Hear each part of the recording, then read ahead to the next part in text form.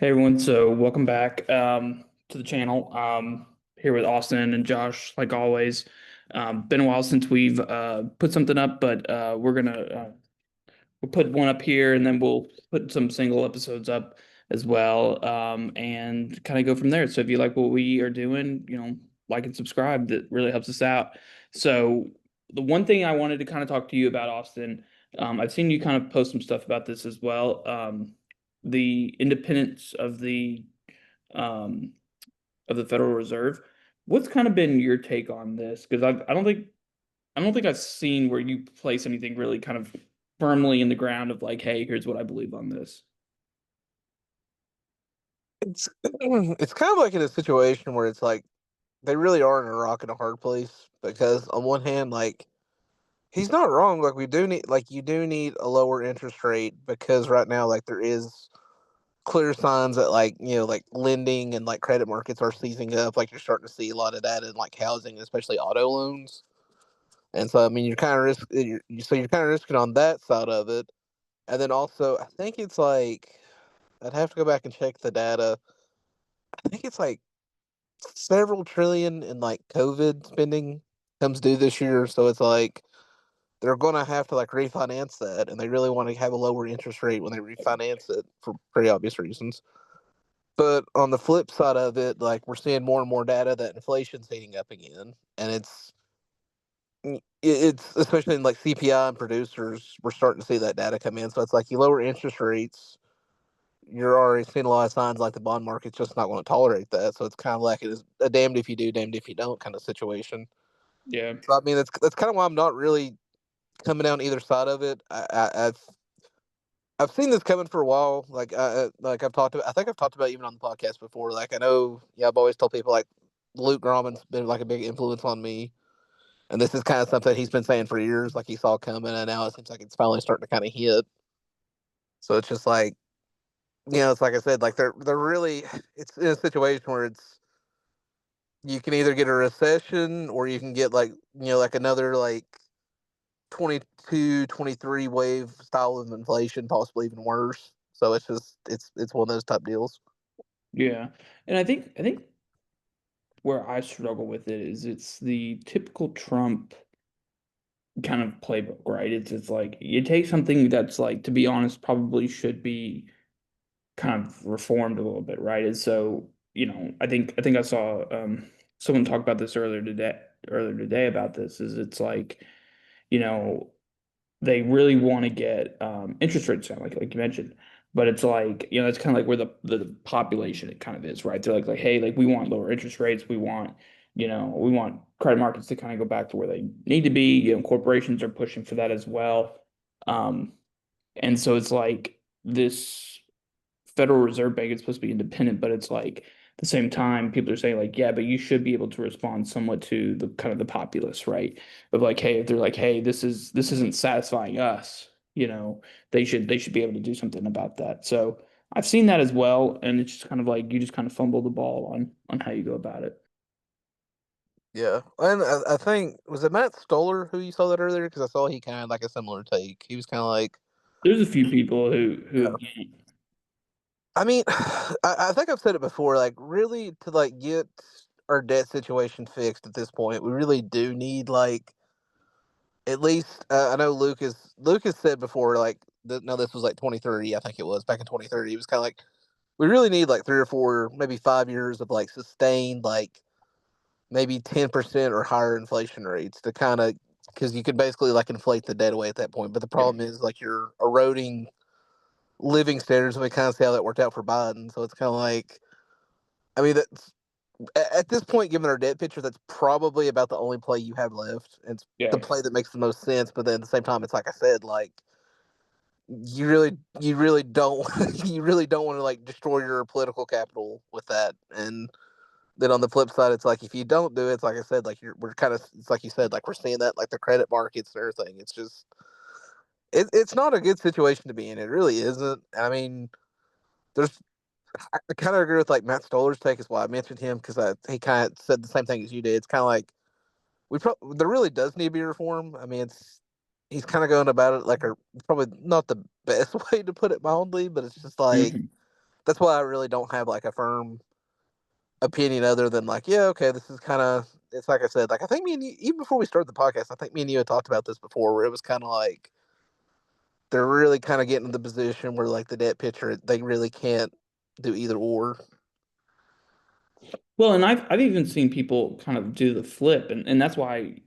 And Josh, I don't think we put this in the main chat. I was just kind of messaging Austin about this because I know you had mentioned something like this previously. Is the consumption tax, right? Like and that's kind of why I started thinking about kind of these secondary and tertiary steps where it's like, okay, so like if we get to the point where it's like, okay, you're going to either have this inflation, like you had mentioned with Biden, where um, living standards go down, right?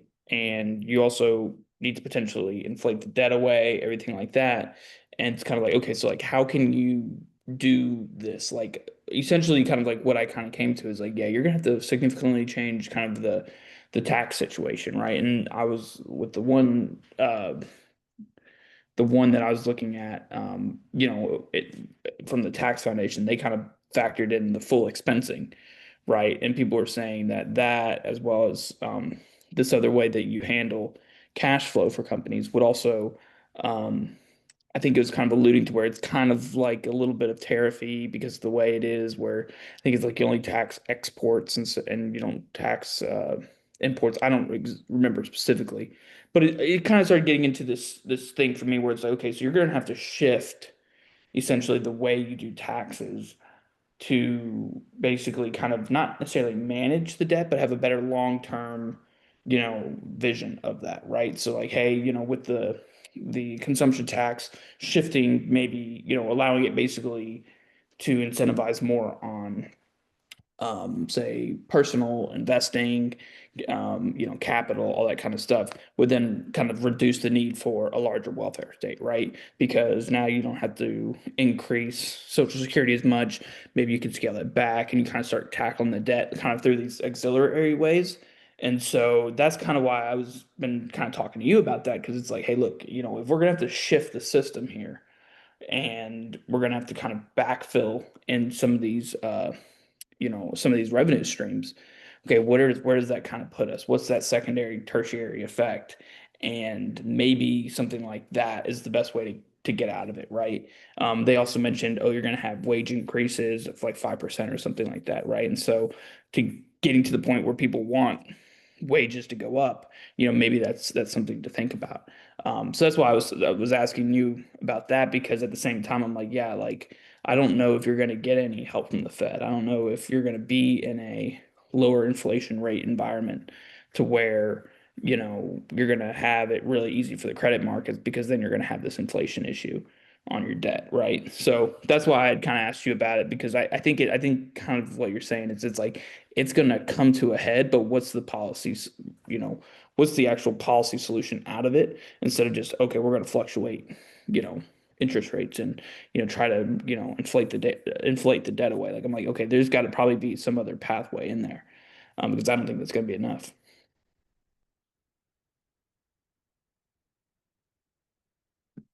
You came off mute there, Austin. Yeah, I thought you were talking to Josh about No, it. go ahead, keep going. Uh, On the I, record, I am back, by the way. Okay, sorry, Josh. you want to go ahead into that, Josh? Yeah, go ahead, Josh. No. Go ahead, Austin. You go ahead. I'll follow you. Okay. Well, I mean, I, I mean, we're kind of at the point where about the only like taxation, like the only like really untapped revenue source. I mean, you've kind of talked about this before too. It's kind of like really basically some version of a sales tax. It could be a consumption tax. It could be more That. particular. It could be like a VAT. Yes, I mean like, that's really about it.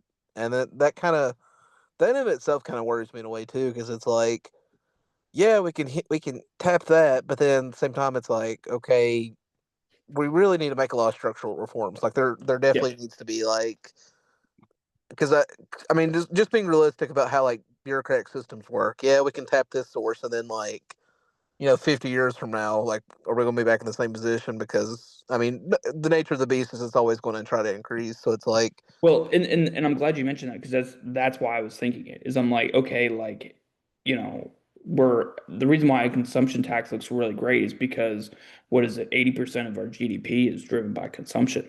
And it's like, well, yeah, no shit, that looks like a really valuable option, right? But Yeah. it's like at the same time, it's like, okay, but like once you tax that, then you have that feedback loop where it's like, okay, we're not gonna, I'm not gonna spend as much money.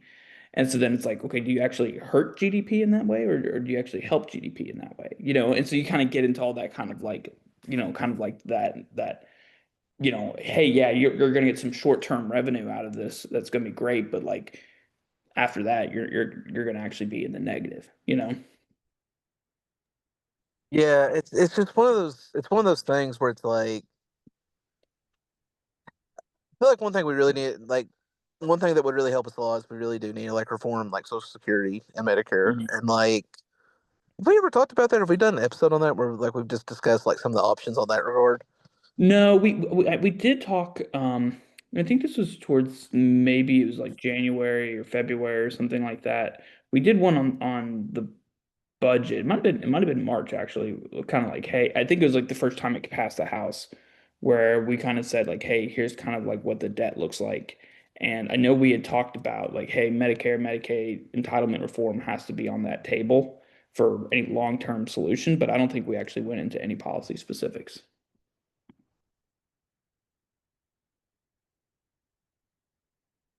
They're awesome. Yeah. Specifics that I would look at, like one thing. Well, okay. Let me start from this. One of the biggest issues I've seen with this debate is there is, and this is, I think it mainly comes from the Republican side. So, I mean, if you see it in like the more the Democratic side, correct me, but it's like they try to, I guess, because like Republicans, especially in the modern era, are just so like tax increases to them are just so anathema that they don't Yeah. like phrasing Social Security as like a tax for some like so they try to set it as kind of like it's I guess they try to justify it in, like the sense it's a benefit you pay in towards, so it's kind of like not a tax, but it's a tax, but I guess just trying to like justify it. Yeah. But like realistically, one of the things we need to do, and I think me and you have talked about this before, is like we need a means test it. Like there definitely needs to be a means test. Yeah. We need to eliminate. There's the what I think we've talked about this before, like the top level contribution where like cuts off is like what, like 100 and some It's thousand. like 120 or 140, which fun fact, I did when I went to I think I told you guys this. I went to that Lindsey Graham town Yeah, hall thing he did, and he was my talking about condolences, like by the he way. like someone asked him that question, and he's like I forget what he's kind of like um he was kind of saying he was like if you get capped out on how much you're going to earn, then you should be capped out about at how much you're going to put into it, I think is kind of what he was saying. Now, I was kind of like, okay, yeah, maybe. But when he was talking about how much money he even made, he's like, oh, I only make $170,000 or whatever it was. And I was like, that's not how much you make. I know you make more than that. But he Oh was yeah. like trying to really lowball it, like, oh yeah, like I don't make that Hey, much. don't be shitting on our tax incentives. Well, yeah, yeah. Yeah, I was sitting there and I was like, I think last time I looked, you were making like 210, 220 Bro, we maybe. all want the tax break, bro. Yeah, and I was sitting here and I'm like, yeah, just act like you're not making that much money, dude. And he even talked about, he's like, I got this. He's like, I got my Medicare, Social Security money, I got my pension that I put in that, like, I guess he gets from the government, and then he's like, he gets his military pension. So he's like, I'm sitting here and I'm like, yeah, you're probably making like 11,000 dollars just on checks from the government. I'm like, you kind of played the system, but whatever. But I um, mean, even me as like obviously like it's a lot better to be a congressman, but even me as like a federal employee, it's like if I do like the contributions and stuff the right way, I could easily retire in like my late 50s or by 60s. So I yep. mean, like I know for a fact he's probably like well set, but Oh, like it's like I said though, like they have that weird thing where they don't want to like touch it. And I guess it's just like the boomerism aspect of it or something. But it's just like realistically speaking, I can't remember how much percentage it is. I think it's like 50. It's like in the 50 percentage mark, but I can't remember exactly. It's like I think like the top 10% earners pay like 50 some percent taxes, and it's like, yeah. and realistically speaking, they're already paying that. They're they It really doesn't matter if their Social Security gets mean tested. It doesn't matter if you eliminate the cap on them. They're going to be just fine. And like I know, I think it was AARP used to do like a yearly like kind of like a policy brief. It was like, okay, here's how much the shortfall we projected is. Here's options to like fix it, and that was always like I think their two biggest things because like doing that would close. I can't remember how much the shortfall in Social Security was. It was like a very large amount, and it was like enough that like you could almost get away with not having to do any sort of like increase to FICA. Now I don't know if that's still the case, but I mean, just doing those two things a lot would really help. And it was the same deal with like not Social Security, like Medicare. It was like eliminate the cap, eliminate or institute means testing. It's like that would help a lot. So that's like two things. And like realistically speaking, like that would probably be the two easiest things to do. I mean, just based off like pure votes, because it's like the whole like trying to raise the retirement age to like 70. Like if you look at it, it doesn't really. Nah. It's not like honestly eliminating the cap has more of an impact, and it's just like I'm sorry. As soon as you start saying like, let's increase the retirement age by like 3 years, that automatically gets people up in arms because it's like, Yeah, dude, look at France. yeah, like I mean, well, yeah, France is like the extreme example of that, but it's like you're not gonna get a reform through that, and like to me, it almost just seems like it's like at best it's a poison pill. At worst, you're just like retarded. There's like no Well, other way for. and I want to throw this to you, Josh. We talk about what would you say? Let's just say Republicans. What are they willing to accept on tax increases? Like anything? I know you and I had talked about like if you're gonna run for, and maybe we talked about this in the last when we did one on, was it Tennessee, the Tennessee fifth or the seventh district, I think. And their election, you're basically like, yeah, just like low taxes, and one or two other standard typical Republican things are like that's kind of like what you have to make it in this party. So are there any taxes that people would be willing to accept or any other revenue increases? Uh, Republicans voting on taxes for an increase happens more than you think, especially on a local level. But if you're gonna give on taxes, like if you're going to vote for a tax or a tax increase as a Republican, typically it's due to infrastructure things or Mhm. property tax, which goes to like infrastructure or whatever city stuff. It's usually like infrastructure or like putting schools up, especially school consolidation, dude. Republicans are all for the school consolidation. So, I mean, is this nothing meaningful, right? Like, I mean, like when you Nothing that tally you would everything up, like. nothing meaningful, right? Of like really No, no, shaping anything. nothing that you would like be like, oh shit, you know. Yeah. Now you probably question it. You'd be like, well, why is it so much? If you're just fixing like the town's roads, like But Yeah. other than that, no, nothing meaningful. And Austin, you may remember this. I remember it was the big deal with Boehner and Obama, right? As Boehner was willing to agree to X amount of tax increases or revenue increases, I think is what he said. And then he was willing, if Obama was willing to cut so much spending, right? Do you think anything like that we're going to see in the future? Or do you think it's going to be one side gives and the other side takes kind of a thing? I mean, I feel like we've kind of hit the point in like politics where that sort of agreement. I really can't think of any recent examples within the last like 10 years that kind of fit that bill. I mean, there's been cases where you could get like I know AOC and what's his face, the Republican from Florida. I can't think of the guy's name. Used to be Gates? no, yeah. Oh, wait, is it Gates the one that had to resign from Congress? Yeah. I remember like him and AOC kind of got into some stuff together, but it never like actually managed to amount to like pass legislation. So it's like I feel like our politics have just become so polarized and broken. It's really hard to get something like that through. And like Mhm. two, I feel like we're kind of hitting that point where like most of the boomers are now retired, so it's like they're really not in favor of tax increases. Like I think right now that the big thing that they're going for is property tax, like eliminating property tax says a lot. Like the one that really I cannot wrap my head around in Florida is talking about eliminating the property tax. So then I went and looked at it, and like property tax is like a third of their tax revenue. So it's like I don't know. Like I really feel like we've just hit that point where it's really hard to get.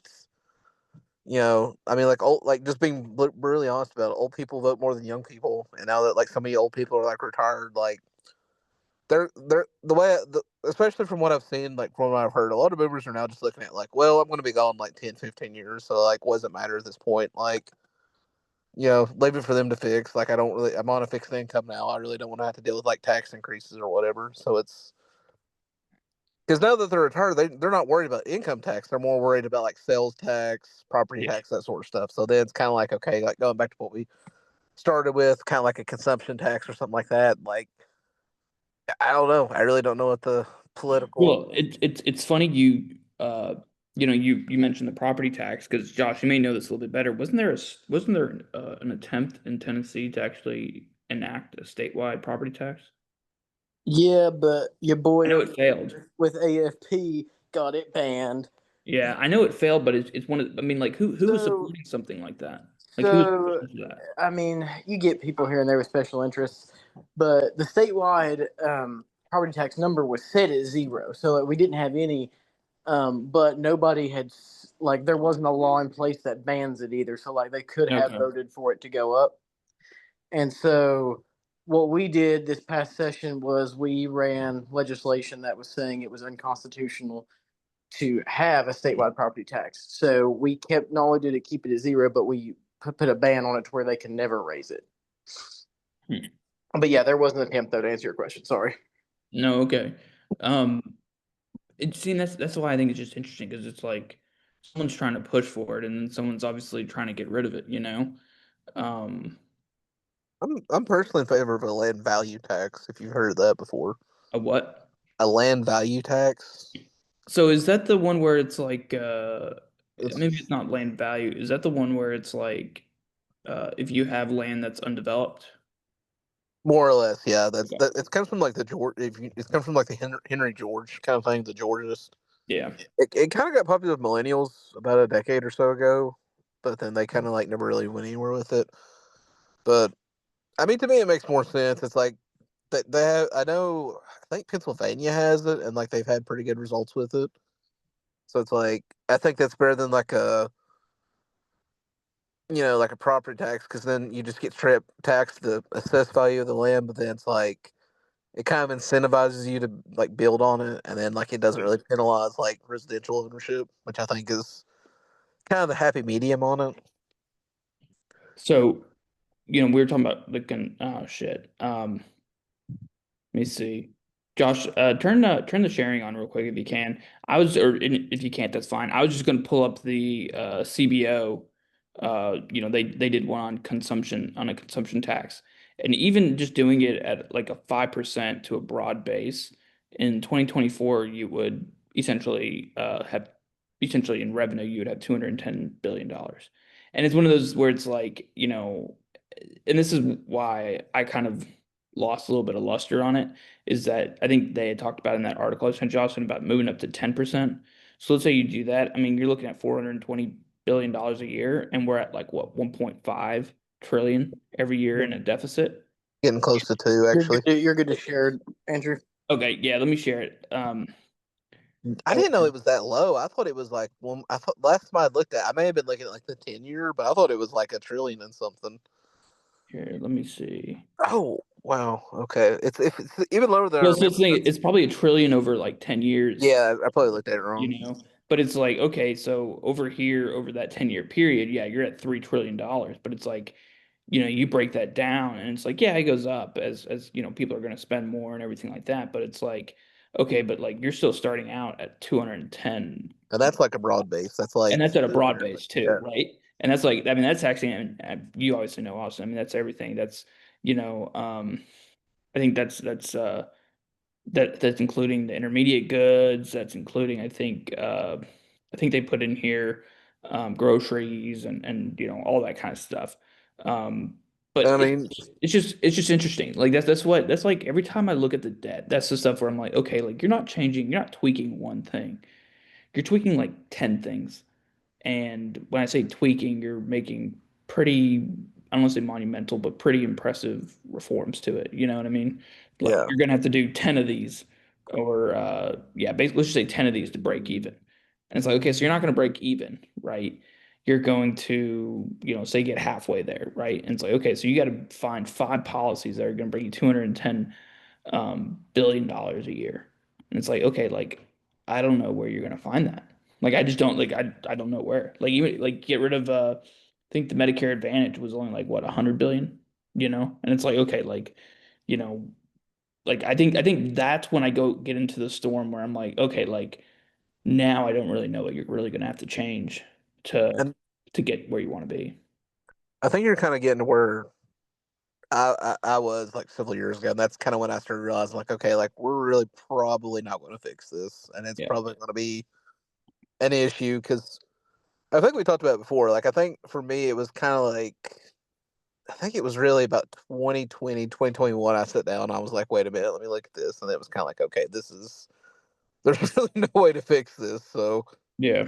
uh, I mean, it's kind of like Luke said. Luke's he was like, you either have to take like 5 years of like sustained high inflation to inflate it away, or you're going to have to like start cutting like massively out of the budget. And the problem with that is like, besides being like politically unpopular, because I mean, who wants to be like the guy that cuts Social Security, or whatever?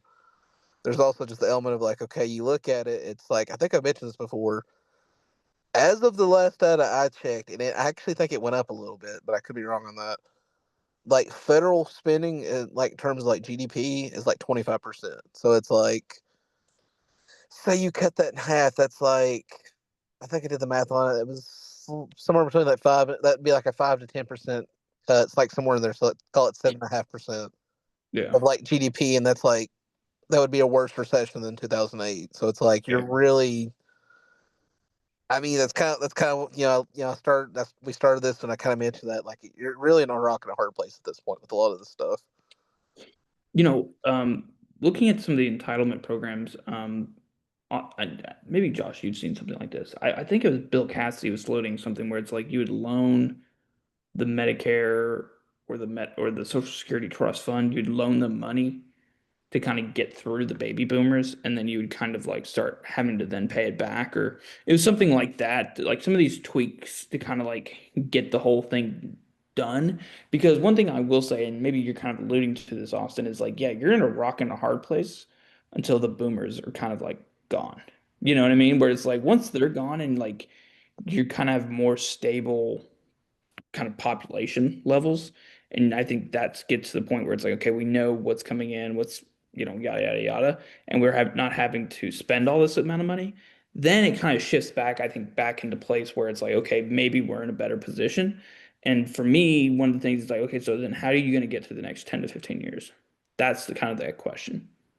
And it's kind of like I said though, with like too, with like a big thing with that is there was kind of like some discourse the other day, like especially on Twitter. I saw it because it was I can't remember what brought it up, but it was like I think it was one of those think tanks that produced like a chart that was like, oh, we're spending like $5 on every old person versus $1 on children, and it was like that created kind of a firestorm because it's like you're really asking like all other generations to make huge sacrifices right now just so the boomers can have like a really good retirement, and it's Yeah. like I don't know if we there is already like a lot of generational conflict and like the type of sacrifices that are probably going to have to be made over the next 10 to 15 years. I don't know. I really don't. And like, Philip Pilkington, he's this macroeconomist I follow. And the thing he's said a lot is like, you're really going to reach a point where it's like, people are just going to throw their hands up in the air and say, forget it.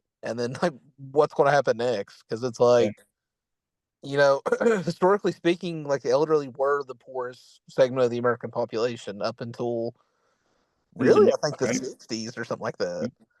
And like we could be going back to that simply because we can't afford these pension liabilities. And like one of the crazier things is this is not an American thing. I don't know if you guys have seen the news, but now both Britain and France are talking like they may have to have like an IMF bailout because they're kind of having Yeah. the same issues with like their pensions. And it's like this is kind of a global thing at this point, and it's going to be really. I really don't know what because it's even if we fix it here, it's like if everybody else fails to fix it, that'll be a cascading effect because I mean the global economy. So I really don't know. I really Yeah. couldn't tell you. Well, and like I said, to go back to the kind of the consumption tax thing, is it's like, yeah, like decrease, what we're going to tax your income on. We'll tax your spending because we're trying to incentivize people to save more so that we can basically say we're not putting any more money into Social Security for the next 10, 15 years. I mean, maybe it isn't that, but maybe it's, instead of when we hit these 5% inflation peaks, maybe we're only ever going to increase it by 2%, you know?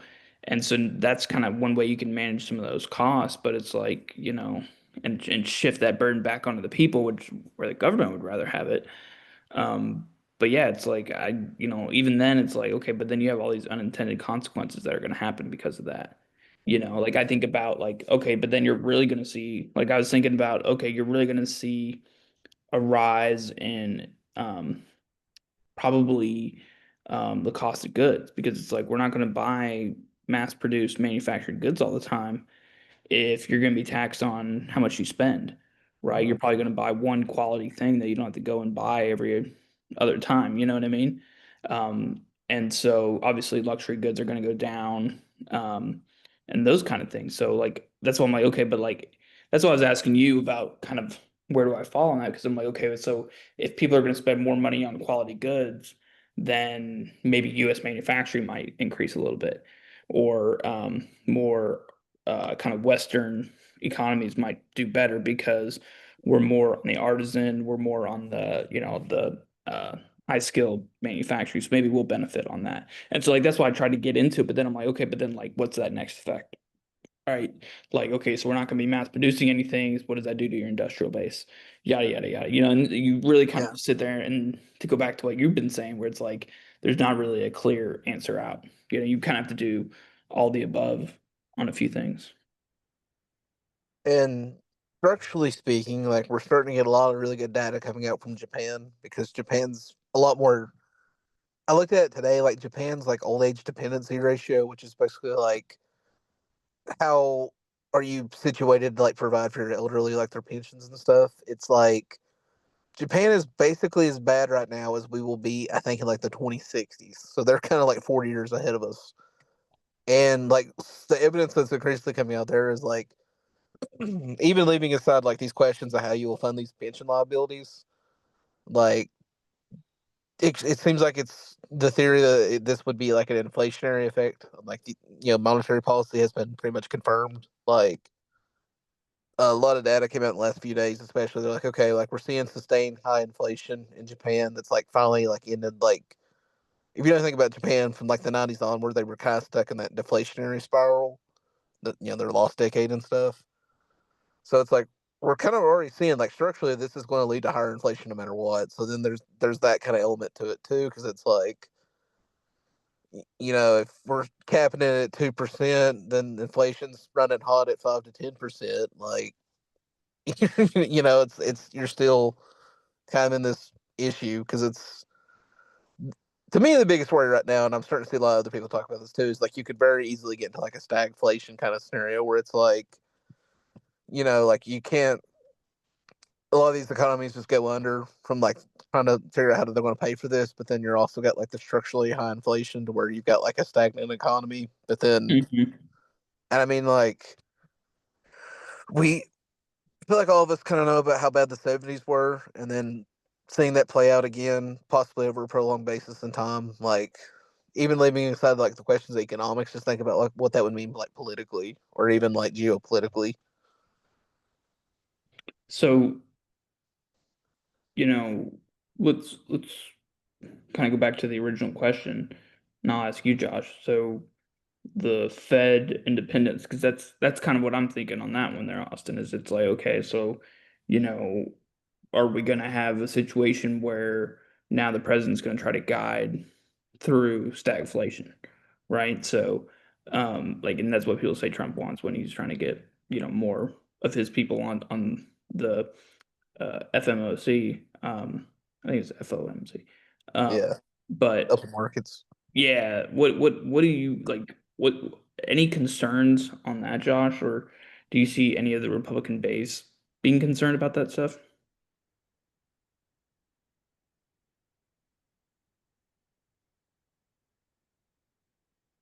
You're on mute, Josh.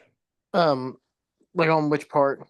Like, I guess, like, do you like when since you've got your ear more to the ground on this, do you think that some of the Republican base is going to look at Trump trying to get his hands more into the Fed and being like, "Oh, this is a bad thing," or do you think they're going to be like, "Yeah, like we should be doing this"?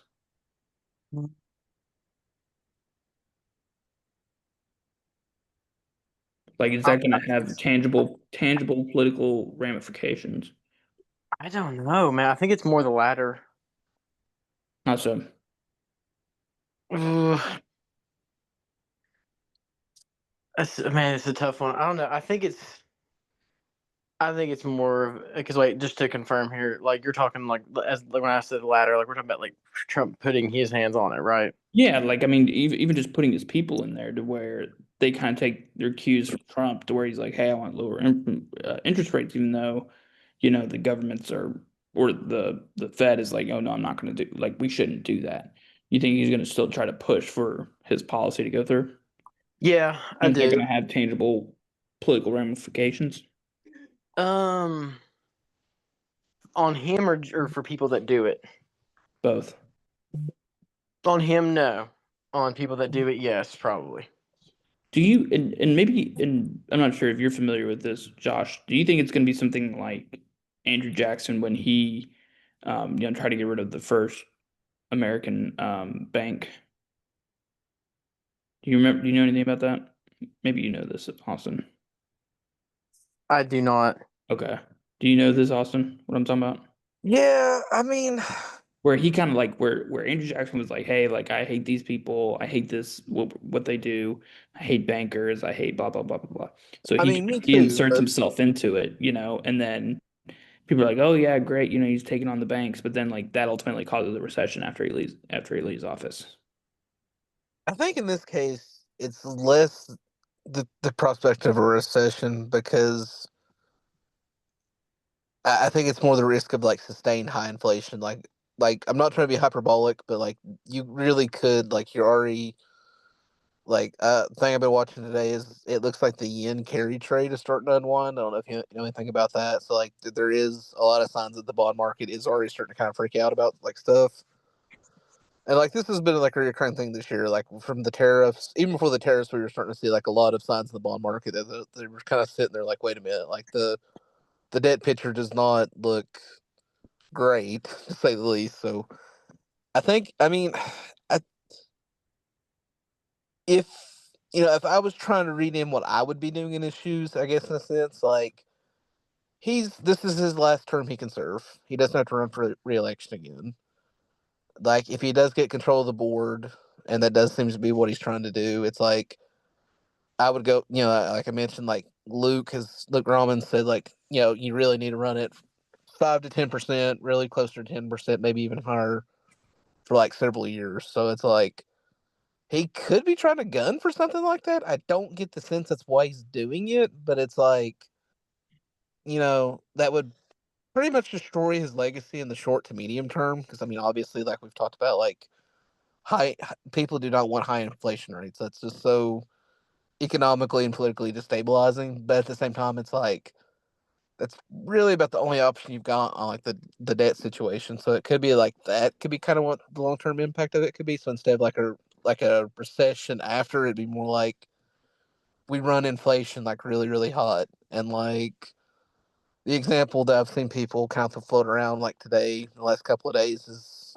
Turkey kind of did the same thing a few years ago under Erdogan, and like inflation got pretty high there, so it could be kind of like that kind of deal.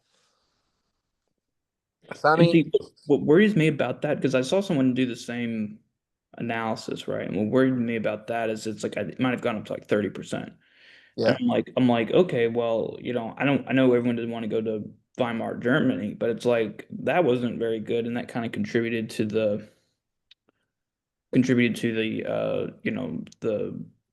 fall of their government and yeah, some of these pseudo revolutions. And I think France might have been another one. Some of these other countries where it's like, the Soviet Union, are we able to navigate that? You yeah. know? I mean, I made this point before. I even talked about it with like I keep mentioning Luke. Like I have talked to Luke about it too, because like the point I've made to him before is like if you look at like the Soviet Union, like this is probably the most recent example of that. Is like I don't know if I sent you the chart, but I actually finally found like a really decent chart that kind of showed like the spike in it. And so basically, what happened was in '85 they were running like I think it was like 2% of their GDP deficit, and then it ballooned up to like 10% by like 1990, and then 1991 it ballooned up to like I think it was like 30%. And it was just because they were spending so much trying to meet all their obligations that just it created like an inflationary tsunami, and that's basically considered what really destroyed the Soviet Union. So I mean, it's like we do have recent examples. Like you bring up Weimar, that was kind of the other like most famous recent example, and then we've got lived examples like Turkey was probably the most recent one, but then like I think Israel was like another one, like in the '80s, like the early '80s, they had like a huge inflationary like spiral. So I mean, that very much could be the possibility here. Like we've seen that enough in recent times to know this is not just an idle, possibility. But So switching gears to something else that's been kind of going on is with Trump and his foreign policy. Um, how does that intersect with interest rates, with uh, you know, you know, business, GDP growth, everything like that? um, well, Because best sometimes I look at the deal with Russia and I'm like, yeah, like if you could immediately get access to those resources, immediately get access to it did good come out trade today. relationships with them, with Yeah. oil, with yada yada yada. Yeah, you can really kind of push down those inflation costs, It right? did it did come out today that like Exxon had been talking to them about like restoring like deals. So Yeah. like we now know that was part of what they talked about in Alaska too. So I mean, like they are definitely like angling for that, and like that. I know Scott Bessent has been like pretty open about like they really want to get oil down as cheaply as possible. And I do think that was a lot of the reason he was so original. Like Trump was so originally focused on drill baby drill because it was like if you could get energy costs back down really low, like that would help a lot because cheap energy tends to be a lot of CPI is kind of downstream of energy costs. So there's that. So I mean, like they're definitely aware of it. That is my sense, and from what I've talked to, they're definitely aware of it. But then there's just kind of like I, I think it leads to a catch 22 in like domestic production because we're so much for domestic production is shale. You have to have at least above break even, and like right now, there's just no interest in like low prices because it's just the way the shale patches are kind of operating right now. So it's like really your only choice is to like expand like foreign production or get more access to it. But then it's like that kind of I mentioned I kind of alluded to earlier when you start bumping in like the geopolitical aspects of like this, it's like that it does lead to hard choices too because it's I get the sense that like he really does want to wind down Ukraine, but then he's kind of in the situation where it's like he also doesn't want to be the president that lost Ukraine. Hmm. So it's kind of two conflicting things, and then two, there there's still like the neocons and the hawks, so you're kind of bumping up against that block. But then you've also so I mean, they're definitely aware of it. It does seem like they are trying to find some sort of solution there because it's if you could get Russia back on the like global oil markets, I think that would help a lot. Like I really do think that would Yeah. because the most serious spike was 2022, and I mean I know it's kind of fashionable in like the media and stuff to pretend like, well, we just don't know why it spiked in 2022. It's like I mean, come on. Yeah. So I mean, if you could get Russia back in the markets and pumping, I think that would help a lot. If you could get the situation in the Middle East somewhat stabilized, I think that would also help.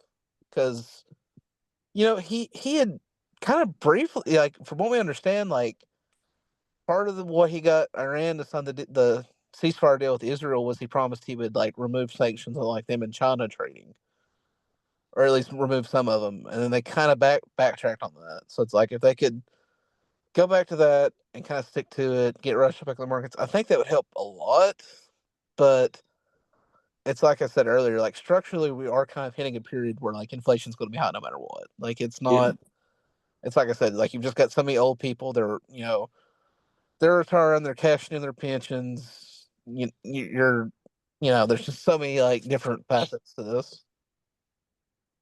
So, Josh, what's kind of your read on this Trump versus Putin, if you want to call it, situation and some of those downstream effects? Hmm. Um, I don't know. It's kind of for me. It's Because I kind of agree with Austin. It's like he really wants to get this done because he's like, I gotta, if I can get this moving, I can well, kind of get well, some he of wants these. he wants the deal made. Yeah. The thing is, I mean, I guess my question kind of goes back to you, Andrew. Do you think Putin wants to even come to a deal? I think he's in a position where I think he's kind of like I think Putin's like, look, I need to regroup, I need to reconcentrate, his forces. Um, I don't think they're defeated by any stretch, but I think he's like, yeah, like we gotta reconcentrate what we're doing here. Um, so I think he wants a deal in that regards, but I think he's like, look, I'm not gonna just throw it away for nothing, you know. Like there's got to be something meaningful on the table. Is that kind of your read, Austin? I get like the point I made for a while from my read of it, and I know if I'm reading this, they're probably reading it too. It's like if they can get him to like if they can get the Ukrainians to sign a deal, even if it's not like the exact terms they want right now, as long as like the core demands of like no NATO and that sort of stuff's met, they're fine. Because I'm sure, like having a couple of years to, like rebuild stuff up. I mean, like I don't, I'm definitely in the same boat where I don't think they need it, but it would be beneficial to have that if it makes Yeah. sense. Kind of like if you could have time to stockpile stuff up instead of using it as you go, that would kind of give them more leverage later on. But now the big thing, I think I can't remember how they're like it's. I want to say the last statistics I saw was like 12 million, 12 million, excuse me, 12 million Ukrainians have like left Ukraine. And at this point, it's been 3 years. They're probably not coming back. They've at this Yep. point they've made lives elsewhere, and their fertility rate now is like the estimates I'm seeing is like South Korea tier. It's like most recent one I saw was like 0.93. So it's like they don't have to conquer them today because 5, 10 years down the road, it's physically Ukraine's just not going to be able to sustain. So if they already had like a technical default last summer, and it's like they just don't have the people to like they don't have the tax base. The most recent estimate on like damages I saw was like 1 trillion. They don't have the money to pay for that. So it's like, and then two, there's definitely an element of like if Ukraine does make a deal where it like basically signs away like territories, there'll probably be like a coup. Like there is like definitely factions of their military that's dead set against that. So I think the Russian sense I get is like okay, like no matter what we do, we're probably going to win something out of this. And even if it's not great right now, 5, 10 years down the road, they'll probably collapse. The U.S. will probably be focused on China at that point. Like there'll definitely be an opening to kind of get what we want later. Yeah. And I think Well, that it's funny you mentioned China because I kind of wanted to throw this back to Josh to kind of also throw this piece in there to the question is one of the reasons why I don't think Putin wants to get a deal is I think he's getting everything he wants from China, you know? And I think he's like, hey, look, like with this war going on, I'm closer to China than if, you know, uh, we didn't have this conflict anymore. If we didn't have it, they would just kind of be neighbors and they'd have, some of their general conflicts that they always have. And, Russia would kind of be in their own sphere. And I think now they're kind of shifted more towards China. And I think one thing he's looking for, and I think he kind of alluded to it, was he's like, look, yeah, like Trump wants to make a deal, but I don't think the American people want to make a deal with me.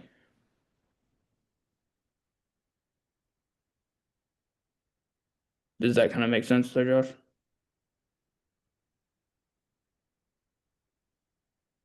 Yeah, it does. I'm with you on that, Andrew. Okay. Because I mean, like that's what I mean is it's just like and that's why I think it was smart. And Austin, I know you're probably one thing you're going to probably mention too is with India, right? And it's like, look, I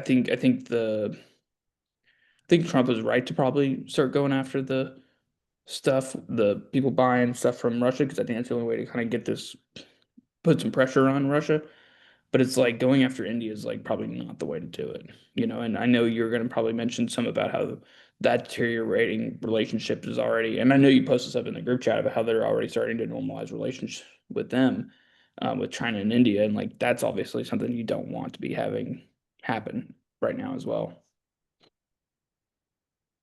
I mean, with India, like even setting aside like any like the specifics of the situation, I really don't care he went after India simply because it's like they are very much a fence sitter, and that's something like you'll hear from like the Russians and Chinese on one side, then you'll hear it from like our like you're down here at like kind of our side. It's like they try to have a foot in each camp, and it's like at a certain point, it's like we really can't have this.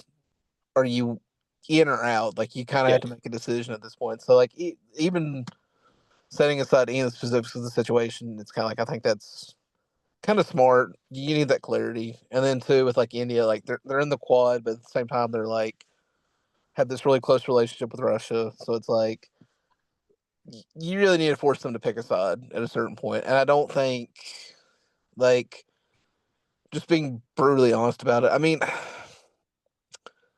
in terms of like global manufacturing capacity, they're like at 3%, and they've been at 3% for like I want to say like 35 years at this point. So it's like it's not dramatically going to tip the scales either way, in my personal opinion. So it's like I don't really, you know, in of itself, I don't think it's that destructive of a policy. I mean, I guess kind of more on the economic side rather than like the geostrategical. Well, there's But that, and I think it's also like, hey, you know, do we want to be losing another ally or another partner? yeah, I mean, I mean, it's like India wasn't the number one, but it's like, you know, okay, well, do we really want to lose India? Do we want to push India away into the arms of the adversary? You know, even if it's just a little bit, right? Like they do need to pick a side, but like, do we want to make it easier or harder for them to pick a side? yeah, I mean, there's that. Uh, I mean, it, it's one of those situations where it's like I really don't know. I feel like the theme we keep hitting on tonight is like between a rock and a hard place, and I think this is just kind of like another example of that because you know it's like you said, like on one hand this makes a lot of sense, on the other hand it's like okay, like you know, and then too it's not just India, like there is like a lot of increasing signs with like Japan too, so it's I Yep. mean I don't know if I mentioned it to you guys, but I know I talked about it with other people. It's kind of like we really seen the Quad kind of quietly dissolve this year. Like that used to be like the cornerstone of like the U.S. containment strategy in the Pacific, and now that's just kind of quietly dissolved. And like, I'm not sitting here saying, "Oh, like Trump did this or that," but it is like that is a reality you kind of have to face at this point. And it's like one of the and two, I think we discussed this like back in January. Like there were some signs that like even like the Chinese were like, hey, this is a fresh leaf from Washington. We got, Biden was kind of an idiot. Biden's out of the picture. It's you again, Trump. So like, maybe we could sit down and like cut a deal. Like I remember sending stuff in the group chat. Like I noticed there was like a lot of signs from Washington. Like, hey, this is a new leaf. We can cut a deal. And like, I feel like that was like a really squandered. I think that's, in my opinion, the biggest squandered opportunity so far this year was like you really could have had like a very positive reset. And I think like I'm not one of these like bleeding heart internationalists or whatever, but I do think there was like a possibility to like maybe instead of confrontation, we could have sat down and been like, okay, like we really need Russian oil. We really don't want to like have to like have these issues with like China in the Pacific. So maybe we can cut a deal. Like I think I had brought it up. Like there was some signs that like, hey, maybe we could go back to like the way it used to be, like spheres of influence. Hmm. Maybe we could do this or that, and like so, we're sitting here talking about like the debt issues earlier. It's like there was ways you could have struck international agreements to kind of manage that, to kind of like, I mean, like I don't know if we've ever really talked about it, but I'm sure you're aware of like the Plaza Accord back in the '80s with like Japan and stuff back in '85. No, not really, not specifically. So, really short version of it. Japan was the up and coming like power. It was creating a lot of issues with like economics and stuff. So the U.S., West Germany, I think it was Japan, Britain, and maybe even France, if I remember correctly. I think maybe even Italy, but don't hold me to that. They all got together and they signed what was called the Plaza Accord, and basically it was just like, hey, let's hammer out like some sort of new like financial framework to kind of like reduce these issues. And I feel like if we had sat down with like the Chinese and the Russians and like hammered out an agreement, like I want like it would have required like serious concessions. Like I mean, we probably would have had to sign Ukraine away, and like you could argue about the morality of that, but as an American, I think our interests come first. So it's like, okay, like what, Russia, you get Ukraine, China, we'll come to some sort of agreement on Taiwan, but it's like let's figure out like something with like, or let's we want our industry back. We need Russian oil to kind of like reduce CPI. Like I think like in it compared to what could have happened on that regard to like stabilize the international system and like our own economics, I think is the real missed opportunity. Like obviously like the situation here now, like pushing India away kind of sucks, but it's like just compared to what could have been is kind of the way I look at it, because it's like at this point it's like you're really, even it's like I said, even with that specific situation, like setting that aside like geostrategically, it's like you're still in a rock and a hard place, you know what I mean? Yeah. So So let's end on this question. Um, Josh, what is one thing in the political space that you're looking forward to this year, or makes you happy? When you say this year, we talking into 25, This calendar, like into 25 or 26? mm-hmm. What we talking? End of 25. Like, is there anything that you're like, man, I can't wait for this to happen?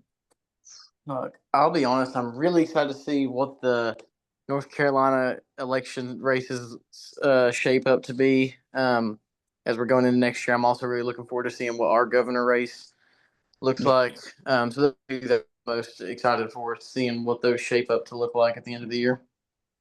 Okay. What about you, Austin?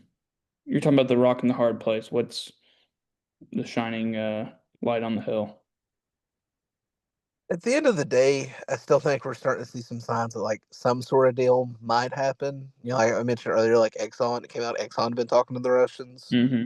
Well, today the Ukrainians randomly announced that like men between the ages of 18 and 22 can actually leave the country now, because the last 3 years they've had those restrictions. So it's like there are signs that something may be about to break. So I mean, that could be a good thing. Like obviously an end to the conflict, but as far as like domestic U.S. politics, I'm not really sure. Like I think at this point I have the reputation of the doomer of the group. I don't really know. I really can't think of anything. You know I mean, I'm I'll give you one, and maybe this will jog your memory or make you think of something.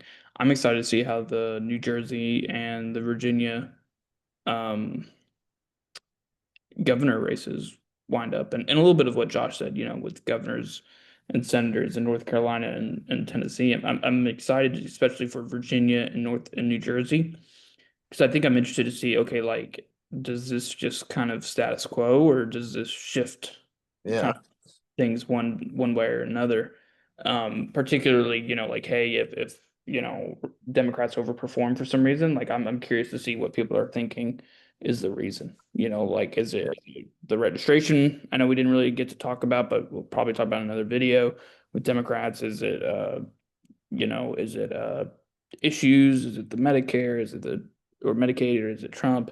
You know, what is it going to be? And I think 25 would give us an interesting picture, as well as allow us to compare it to a Trump one. yeah, which kind of funny because it's like I'm from Virginia now. I live in North Carolina, so it's like I'm tied to both of these in a way now. Hmm.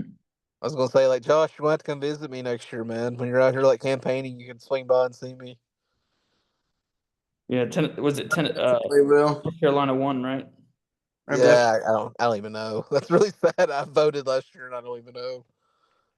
But yeah, the Virginia governor race will be interesting to me just because it's like I don't know. Virginia just really disappoints me anymore. I think that's we there's some I've met some of you like Virginians down here. We kind of joke about it. It's like we're kind of like the Exiles Foundation or the Exiles Club, like the Exiles Club of Virginia, just down here.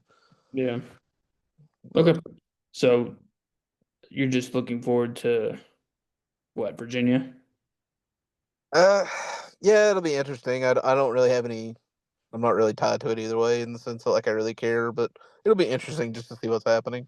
Yep. Okay. Well, we'll end it there.